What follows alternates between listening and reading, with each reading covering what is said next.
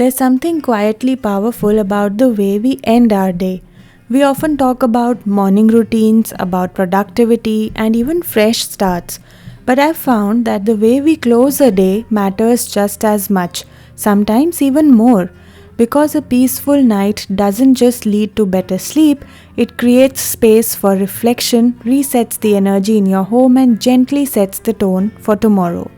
For me, the ritual begins right after dinner, clearing the dining table slowly, not rushing, not stressed, just moving with intention, throwing away any scraps, putting away baking paper, sliding trays back into the oven. All of it feels like a quiet wrap up to the day. It's not about cleaning perfectly, it's about giving your home a signal that the day is winding down.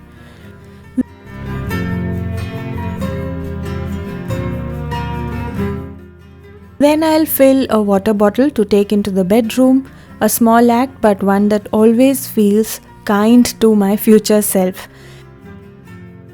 And then I turn to the sofa, tidying up the cushions, folding any throws that were left crumpled, removing anything that doesn't belong. These aren't chores, they're just signals to the mind that rest is near.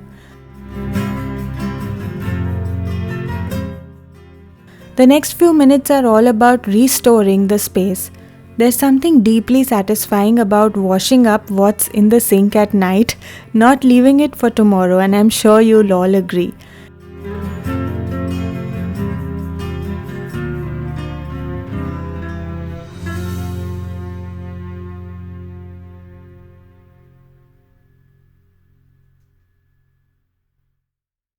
But more than that, taking an extra moment to actually scrub the sink clean with soap, wiping it till it's dry and shining.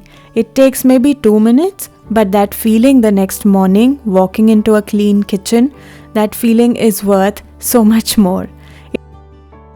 It's like gifting yourself clarity even before the new day begins. And it doesn't stop at the sink. I always wipe down the countertop too, pick up anything that doesn't belong there and clear off any crumbs, basically restore the kitchen back to its original state. There's so much comfort in putting the space back the way it was. It's totally peaceful.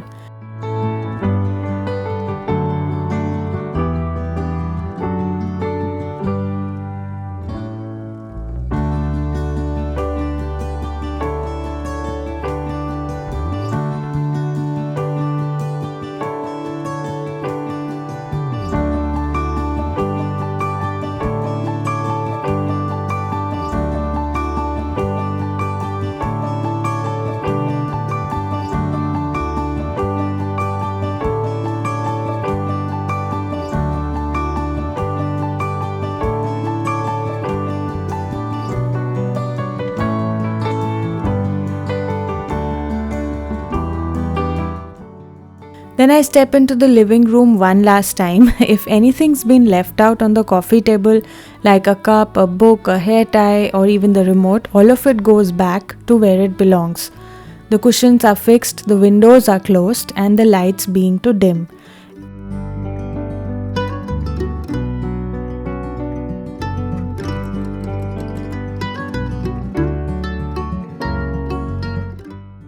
And once the house is quiet, it's time to come back to myself. So one night ritual is of course to set the house, but the other is to reset my mind for the next day. This is when the real winding down begins. Most nights I'll make myself a warm cup of turmeric milk. It's not fancy, just haldi, milk, a little bit of jaggery and sometimes even pepper. It soothes the body and signals that it's time to slow down. Then I change into my night clothes. No more lists in my head, no more tasks that I want to finish.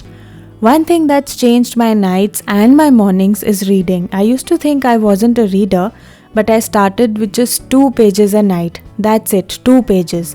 Some nights that's all I manage, and some other nights I actually keep reading longer. But the act itself of putting the phone down and picking up a book is a quiet rebellion in a noisy world, if you know what I mean. If you're not a reader, just try a paragraph. It's more about the pause than the page count. And finally, before the lights go off, I sit with my gratitude journal. I don't write pages and pages, but just a few lines. A small note about what I'm thankful for that day. Sometimes it's something big, a moment that stood out, and sometimes it's a small moment like a hot cup of tea, or maybe someone said nice words to me. Some nights I'll also add affirmations to this, gentle reminders of what I want more of in my life. It might sound simple, but the words we sleep with often shape the way we wake up. Ending the day like this, with peace, softness, and intention, it changes things. It quietens the mind, rests the body, and lets the heart exhale a little. These habits will not appear overnight, they grow slowly over months. They're not perfect, but most days they bring me back to myself. I hope you enjoyed watching the video today.